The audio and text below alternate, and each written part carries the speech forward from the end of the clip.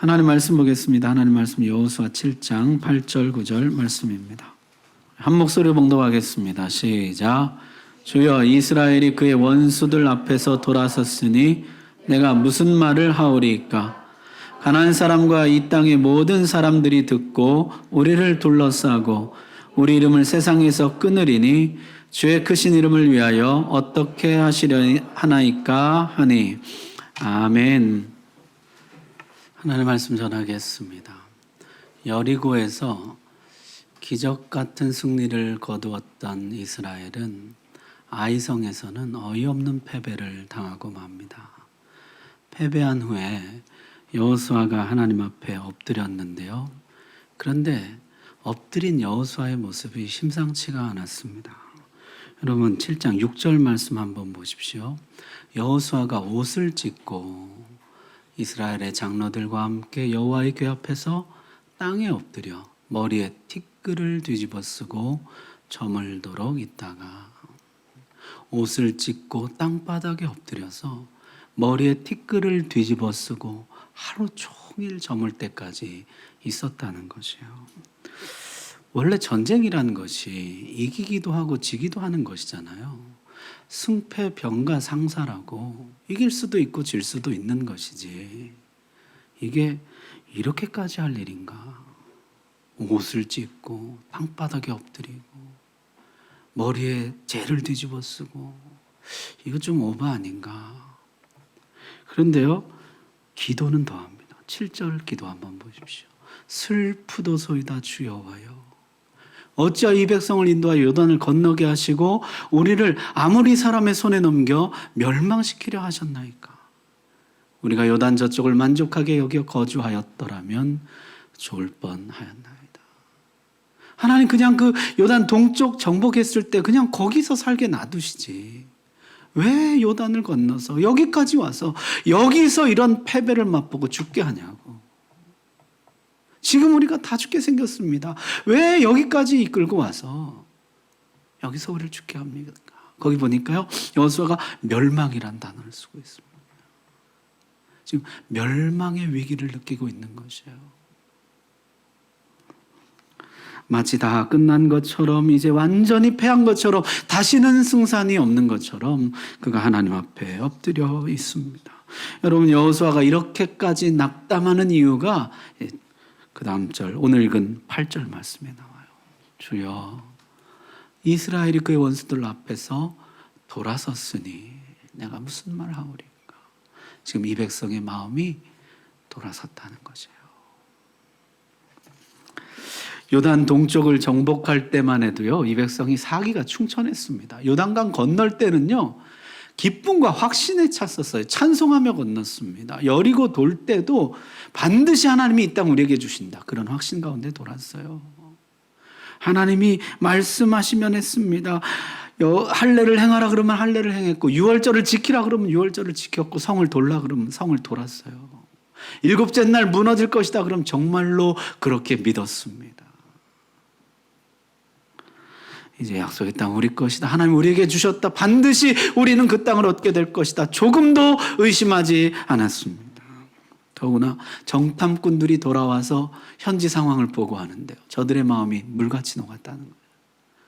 전의를 완전히 상실하고 저들은 완전 자포자기 상태입니다. 공포에 질려 있습니다. 이제 들어가서 그 땅을 얻기만 하면 됩니다. 이 보고를 듣고 이스라엘 백성들은 환호를 지르고 이제 다 된 것으로 생각했습니다. 근데 지금은 어떻게 되었습니까? 7장 5절에 보니까요, 백성의 마음이 물같이 녹았다는 것이에요. 이제는 거꾸로 가나안 사람들이 아니라 이스라엘의 마음이 물같이 녹았습니다. 공포에 사로잡혔어요. 두려움에 질렸습니다. 심장이 떨리고 극도로 위축되었습니다. 다시 메뚜기 망령이 살아났어요. 우리는 저들 앞에 메뚜기와 같다. 우리는 못 이긴다. 우리는 패배한다.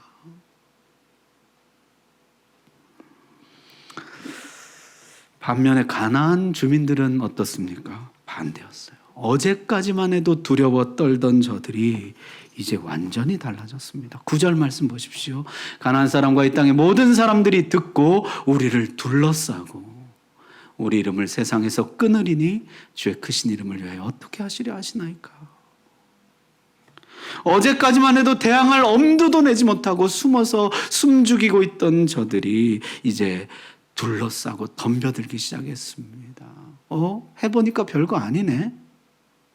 그동안 들은 소문이 다 사실이 아닌가 보네. 해볼만 하네. 이스라엘 별거 아니네. 그리고 덤벼들기 시작했다는 거죠. 이런 9장에 가면 이렇게 말씀합니다. 이 일 후에 요단선 서쪽 산지와 평지와 레바논 암 대해 연안에 있는 헷사람과 아모리 사람과 가나안 사람과 브리스 사람과 히윗 사람과 여부스 사람의 모든 왕들이 이 일을 듣고 모여서 일심으로 여호수아와 이스라엘에 맞서서 싸우려 하더라. 작은 성 아이성이 이스라엘을 격파하자 이들이 용기백배했습니다. 가나안 족속들이 다 모여들었습니다. 그리고 저들이 연합군을 형성했습니다. 일심으로 싸우고자 했습니다. 우리 마음호흡 합쳐 싸우면 이길 수 있다 판단한 것이죠. 여러분 가만히 보십시오. 아간의 범죄, 아간의 불순종이 기점이 되어서 그것을 기점으로 해서 분위기가 완전히 바뀌게 됩니다. 상황이 완전히 역전되게 됩니다. 순식간에 전세가 바뀌는 것이죠. 아간의 불순종이 그저 한 번의 불순종으로 끝나지 않더라는 것이에요. 아간의 불순종이 그저 아간 한 사람 벌 받는 것으로 끝나지 않더라는 것이에요. 이게 연결되더니요 상상치도 못할 엄청난 결과로 이어지더라는 것이에요. 이스라엘은요 멸망의 위기에 직면하게 됩니다. 가나안들은요 사기가 충천해서 이스라엘 맞서 싸우자 몰려들더라는 것이에요. 여러분 만약은 없습니다만 만약 아간이 범죄하지 않았더라면 어땠을까요? 여리고성에 이어서 아이성까지 이스라엘이 그냥 점령해 버렸더라면 어떤 일이 벌어졌을까요? 아마도 가나안 모든 족속들이 항복하고 토항했을 것입니다. 그날로 가나안 정복은 끝났을지 몰라요. 그날로 가나안 모든 족속은 항복하고 들어가서 하나님 나라 깃발을 꽂고 하나님을 영화롭게 했을지 모릅니다. 그 하나의 범죄가 이토록 엄청난 파급력을 가지고 퍼져나가더라는 것이에요. 여러분 오늘 나의 범죄가 어디까지 영향을 미칠지 어떤 결과까지 만들어낼지 아무도 예측하지 못한다는 것이에요. 아이성 패배 하나로 끝날 것이다. 그런 착각을 버려야 됩니다. 아이성 그 작은 거 하나 그건 내주지 뭐. 다음에 승리하면 되지. 그렇게 되질 않는다는 것이에요. 공격의 예봉이 꺾입니다. 분위기가 반전됩니다. 인생이 꺾이게 돼요. 모든 것이 달라지게 됩니다. 성경에 다윗을 보니까요. 압살롬이 반역을 했을 때 다윗의 신하 중에 아히도벨이라는 사람이 그 반역에 가담합니다. 근데 아히도벨이 다윗의 책사, 모사였어요. 아주 지혜로운 사람이에요. 지혜로 따지면 제갈공명 뺨치는 사람. 심지어 이 아히도벨의 모략은 이스라엘 백성들이 하나님 말씀과 같이 여겼다. 그렇게 뛰어난 사람이었어요. 근데 이 사람이 평생 다윗을 섬기다가 왜 압살롬 편에 섰을까요? 성경이 그 족보를 밝히는데요. 아히도벨이 밧세바 할아버지입니다. 다윗이요. 밧세바 사건이 다 끝난 줄 알았겠죠. 그때 밧세바 남편 우리아가 죽고 밧세바가 낳은 아기가 죽고 그걸로 다 끝나고 벌 다 받고 다 정리된 줄 알았겠죠. 그 죄의 파급력이 여기까지 돌고 돌아서 다윗을 왕궁에서 쫓아낼 줄 상상도 못했을 것입니다. 여러분 나비 효과라고 들어보셨죠? 브라질에서 나비 한 마리가 날개짓 하면요, 미국 텍사스주에서 토네이도가 일 수 있다는 것이에요. 죄에도 나비 효과 있습니다. 아간의 불순종 하나가요, 아이성 패배를 가져오고 이스라엘을 멸망의 위기 앞으로 몰아 넣더라는 것이에요. 지금까지 파죽지세로 올라오던 이 분위기를 완전히 반전시켜요. 그 예봉을 완전히 꺾어놓아요. 가나안 7 족속이 연합해 공격해오는 엄청난 결과를 가져오더라는 것이죠. 죄의 나비 효과, 불순종의 나비 효과, 무섭다는 것이에요. 여러분, 이게 아간에게만 해당되는 얘기입니까? 오늘 나의 범죄 하나가요, 어떤 결과를 가져올지 몰라요. 그저 옷 한 벌 훔친 것뿐인데, 돈 몇 푼 손댄 것뿐인데, 그게 돌고 돌아서 내 인생에, 내 자녀들의 인생에, 우리 교회에 어떤 무서운 결과를 초래할지 모른다는 것이에요. 죄는 나비 효과가 있습니다. 파급력이 있어요. 어디까지 갈지 아무도 예측 못해요. 두려워하라는 것입니다.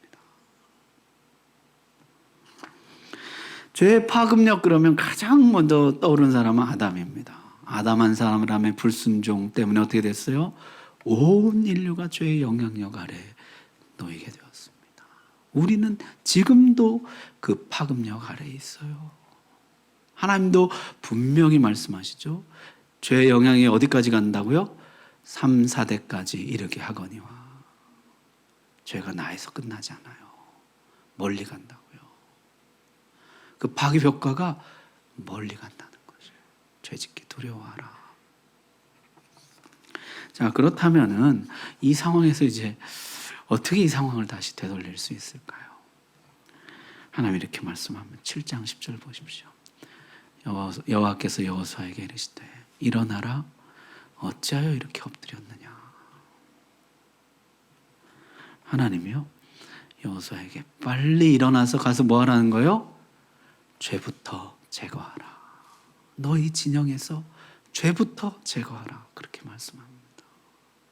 여호수아가 일어나서요, 달려가서 그 이스라엘 중에 있는 죄를 제거합니다. 모든 반전은요, 죄를 제거하는 것에서부터 시작됩니다. 하나님 앞에 엎드리는 것도 좋지만요, 이제 나는 어떻게 해요? 하나님, 나는 어떻게 해요? 한탄만 하지 말고, 탄식만 하지 말고 일어나서 가서 너의 삶에서 죄를 제거하라는 것이에요. 거기서부터 하나님의 반전의 역사가 다시 시작된다는 것입니다.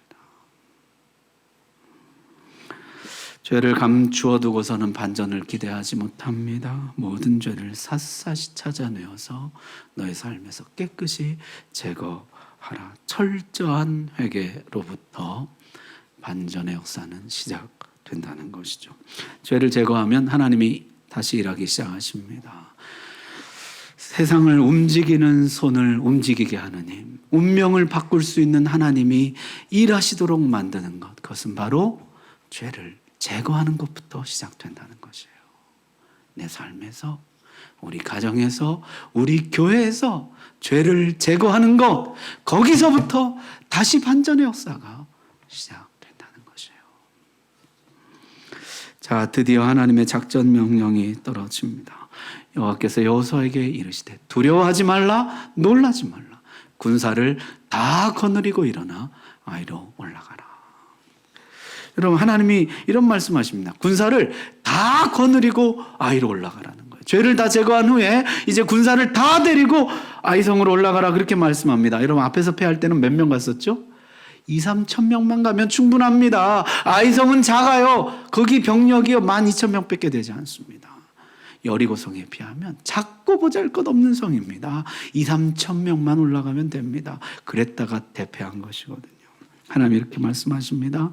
모든 군사 다 올라가라.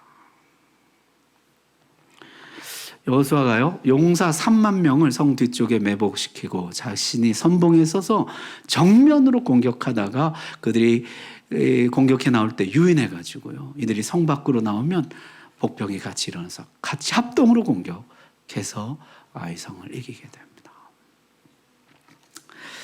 아이성 병력이 12,000명이에요. 이스라엘 병력 몇 명이었습니까? 60만 명이었잖아요.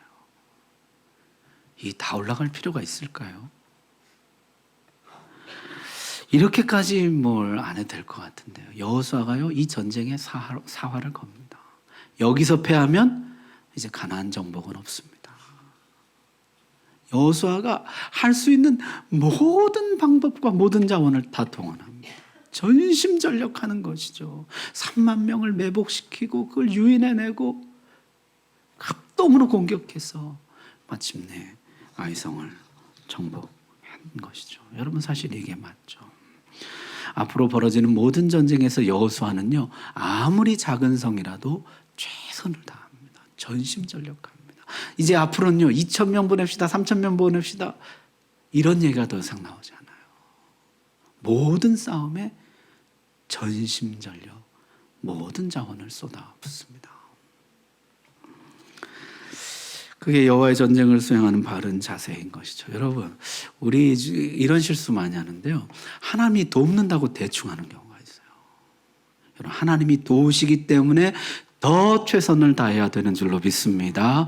나의 부족함 때문에 하나님의 도우심이 헛되이 되지 않도록 해야 합니다. 하나님 정말 도우신다면, 하나님 정말 나와 함께 하신다면 더 최선을 다하십시오. 전심전력하십시오. 그때 하나님의 도우심이 빛나게 될 것입니다. 그때 하나님의 영광이 드러나는 것이에요. 죄는 파급력이 강합니다. 그 후유증이 큽니다. 그렇다고 전혀 벗어날 길이 없는 것이 아니에요. 벗어날 길이 있습니다. 일어나 빨리 죄를 제거하고 아이성 싸움에 너의 모든 것을 걸어라. 여리고성이건 아이성이건 하나님 너에게 맡겨준 싸움, 너에게 맡겨준 일에 너의 모든 것을 걸고 전심전력 최선을 다하라. 마침내 죄의 후유증으로부터 벗어나게 됩니다. 반전의 길이 열리게 되는 것이죠. 혹시 오늘 우리 예배 드리시는 분들 중에 우리 성도님들 중에 과거의 죄 후유증 때문에 아직도 고생하며 어려움을 당하는 분들이 계시다면은 여러분 기억하십시오. 죄는 후유증이 크지만 파급력이 크지만 벗어날 길이 전혀 없는 것은 아닙니다. 길이 있습니다. 일어나 죄를 제거하는 것이에요. 빨리 너의 삶에서 죄를 제거하라. 그리고 하나님 너에게 맡겨준 싸움, 그것이 여리고든지 아이든지 작은 싸움이든지 큰 싸움이든지 전심전력 최선을 다하라. 하나님이 죄의 후유증으로부터 벗어나 새로운 역사, 반전의 역사 시작할 길을 열어주실 줄로 믿습니다. 자, 그런데 여기 또 하나 예상치 못한 일이 벌어지게 되는데요. 기브온 주민들이 여호수아를 찾아오게 돼요. 이 기브온이라는 성이요, 가나안 땅 한복판에 있는 성이에요. 예루살렘 성에서 12km 떨어진 곳에 있는 성인데요.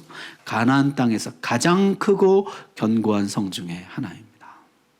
근데 이 성 주민들이 여호수아를 찾아왔는데요. 그 행색이 다 헤어진 전대에 다 헤어지고 찢어져서 기운 포도주 가죽 부대, 거기에 낡아 떨어져 기운 신을 신고 낡은 옷을 입고 그리고 여호수아를 찾아온 것이요. 다 마르고 곰팡이 난 떡을 손에 들고서 여호수아를 찾아왔습니다.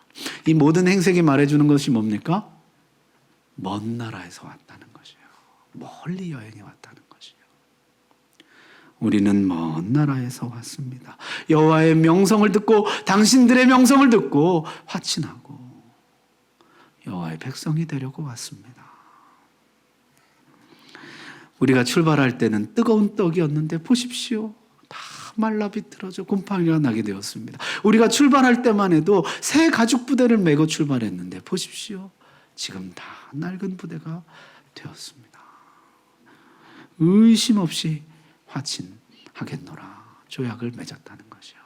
나중에 지나고 보니까 가나안 성 사람들이었다는 것이죠. 나중에 여호수아가요, 왜 그렇게 했냐고 물을 때 이 사람들이 실토하는데 이렇게 이야기합니다. 여러분 9장 24절 말씀 한번 보십시오. 그들이 여호수아에게 대답하여 이르되 당신의 하나님 여호와께서 그의 종 모세에게 명령하사 이 땅을 다 당신들에게 주고 이 땅의 모든 주민을 당신들 앞에서 멸하라 하신 것이 당신의 종들에게 분명히 들리므로 당신들로 말미암아 우리의 목숨을 잃을까 심히 두려워하여 이같이 하였나이다.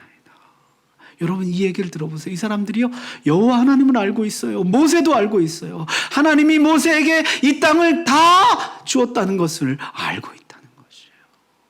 그리고 이 백성이 실제로 애굽을 무너뜨리고 나와서 홍해를 건너고 가는 곳마다 승리를 거두고 요단을 건너서 여기까지 온 것을 우리가 알고 있다는 것이에요. 하나님의 말씀을 알고 하나님의 계획을 알고 있다는 것입니다. 그래서 투항했다는 것이에요. 그래서 우리가 항복하고 나왔습니다. 기브온은 가나안 성 중에서도 가장 크고 강한 성이라 그랬죠. 저들이 약해서 투항한 것이 아닙니다. 강하지만 투항한 것이에요. 하나님을 알고 그 말씀을 믿었기 때문이에요. 여러분 이들이 한 말 가만 들어보십시오. 하나님이 이 땅을 당신들에게 주고 하나님이 당신들과 함께하고 그래서 우리가 생명을 얻으려고 항복해 왔습니다. 이 말이 앞에서 한번 나왔던 말이에요. 누가 한 말입니까? 라합이 한 말이거든요. 라합이 하나님이 이 땅을 당신들에게 주신 것을 우리가 압니다. 우리가 다 그 이야기를 듣고 마음이 물같이 녹아 있습니다. 하나님이 말씀대로 이 땅을 당신들에게 줄 때 내 생명을 건져 주십시오. 그렇게 투항했던 라합이 한 말이었어요. 당시 가나안에는요, 여리고가 무너져서 멸망했다는 이야기와 그 와중에 라합의 가족이 구원받았다는 이야기가 파다하게 퍼져나갔을 것입니다. 기브온 주민은요, 여리고의 길을 선택하는 대신에 라합의 길을 선택했습니다. 그리고 온 주민이 나와서 항복하고 투항했다는 것이죠. 라합 이야기가 한 가족이 이스라엘에 투항함으로써 구원을 받은 이야기라면은 기브온 이야기는요, 한 민족이 하나님께 투항함으로써 구원받은 이야기입니다. 이게 라합의 확장판이에요. 기브온 사람들은 나무 패며 물 깃는 종으로 이스라엘에 편입되게 됩니다. 자, 그런데요, 놀라운 것은 이 기브온의 이름이 이제 뒤에 가면 어디에 나오냐면요, 솔로몬이 1000번제 드릴 때 어디서 드립니까? 기브온에서 드리거든요. 나무 패며 물 깃는 사람으로 들어왔지만 나중에는 이스라엘 종교의 중심지가 됩니다. 하나님을 섬기는 중심에 서더라는 것이에요. 생사의 기로에서 여호와 하나님을 선택했던 사람들, 그들이 마침내 여호와를 섬기는 중심에 서더라. 자, 여러분, 이 이야기를 아간의 이야기와 한번 비교해 보십시오. 아간의 행동 하나가 가나안 민족들의 죄를 부추기고 그 마음을 부추겨서 하나님을 저항하도록 만들었다면 라합의 행동 하나가 기브온 민족들의 마음을 부추겨서 하나님께 투항하도록 만들었습니다. 여러분, 나비 효과가 죄에만 있는 것이 아니에요. 불순종에만 나비 효과가 있는 것이 아니에요. 순종에도 나비 효과가 있습니다. 라합의 순종 하나가 사람들의 마음을 하나님께 항복하며 나오도록 이끌었다는 것이에요. 그것으로 한 민족이 구원을 받습니다. 아까 다윗 이야기를 드렸는데요. 다윗이 바세바 사건 같은 불미스러운 일도 있었지만 훌륭한 일도 많았습니다. 다윗이 나발이라는 사람의 양떼를 몇 달 동안 지켜주었어요. 그런데 이 나발이라는 사람이 어디 족보도 없고 이름도 알지 못하는 자가 나에게 와서 양식을 구하고 빌어먹으려 하느냐, 그렇게 다윗을 모욕했죠. 다윗이 분노했습니다. 밤낮으로 그 양떼를 지켜주었건만 은혜를 원수로 갚는 것이에요. 다윗이 전쟁을 선포하고 죽이겠다고 달려가고 있었죠. 그때 아비가일이라는 사람이 나발의 처입니다. 나발의 아내 아비가일이 대신 나와서 다윗을 막아선 것이에요. 그리고 대신 용서를 구합니다. 용서해 주십시오. 다윗이 그것을 받아들여주고 용서합니다. 나중에 다윗이 왕이 되는데요. 다윗을 왕으로 세워준 도시가 어디냐면 헤브론이에요. 헤브론이 나발의 고향입니다. 그때 그 순종이 돌고 돌아서요. 나중에 다윗이 왕이 될 때 그 기초를 놓아준 동네가, 그 성이 바로 헤브론이에요. 여러분, 불순종만 아니라 순종에도 나비 효과가 있습니다. 이게 돌고 돌아서 어떤 선한 결과를 만들어낼지 아무도 예측할 수 없다는 것이에요. 오늘 나의 순종이 어떻게 나에게 돌아올지 하나님만 아십니다. 여러분, 오늘 하루를 씨를 심는 심정으로, 내 미래를 여는 심정으로 오늘 하루 순종을 심고 나아가시면 하나님 반드시 그 열매가 맺혀서 여러분에게 돌아오게 하실 줄로 믿습니다. 전도서의 지혜자가 이렇게 가르칩니다. 너는 내 떡을 물 위에 던져라. 여러 날 후에 도로 찾으리라. 내가 인생을 살아보니까 인생이라는 것이 단편 조각조각이 아니더라는 것이에요. 던지고 마는 것이 아니더라는 것이에요. 이게 돌아오더라는 것이에요. 여러 날 후에 돌아오더라. 너의 불순종도 돌아오지만은 너의 순종도 돌아온다. 네가 오늘 순종한 거, 네가 오늘 하나님 말씀대로 행한 거, 선을 행한 거, 그게 돌아온다는 것이에요. 우리가 전혀 예측하지 못한 열매들을 가지고 너에게로 다시 돌아온다. 도로 찾으리라.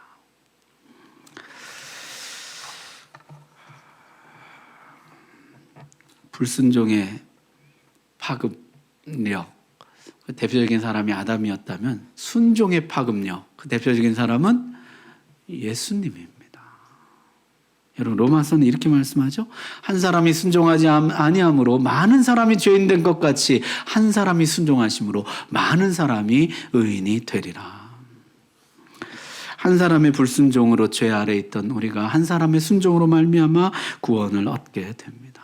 아담의 불순종으로 죽었던 우리가 예수님의 순종으로 말미암아 살아나게 됩니다. 예수님을 본받아서 오늘 나의 순종이 누군가를 살릴 수 있다는, 오늘 내가 순종을 심으면 이것이 자라 열매 맺을 때 누군가를 살리는 생명의 열매가 될 수 있다는 마음으로 오늘 하루를 살아가라는 것이에요.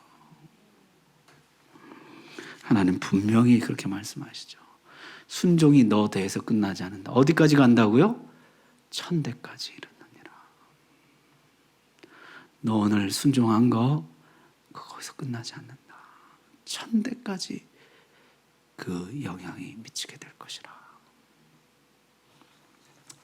말씀 마칩니다. 여러분, 오늘 나의 행동은 오늘 나에게서 끝나지 않습니다. 이게 어디까지 갈지 아무도 알지 못한다는 것이죠. 그 파급력이라는 것은 우리의 상상을 초월하는 것입니다. 나의 순종이 다른 사람의 순종을 이끌어내고 우리 모두에게 복락의 열매를 맛보게 하기도 하지만, 나의 불순종이 다른 사람의 악한 의지와 동기를 부추겨서 그로 하여금 악에 빠지게 하고 하나님을 대항하게 만들 수도 있다는 것이에요. 저주의 열매를 맛보게 할 수도 있다는 것입니다. 여러분, 오늘 하루 행동거지 하나하나 씨를 심는 심정으로, 미래를 개척하는 심정으로 오늘도 순종을 심으시고 의를 심으시고 죄의 열매를 심는 것을 두려워하시고 하나님이 반드시 30배, 60배, 100배 그 이상으로 결실하게 하실 것을 기대하면서 오늘 하루하루를 심어가는 저와 여러분이 되시길 바랍니다. 기도하겠습니다.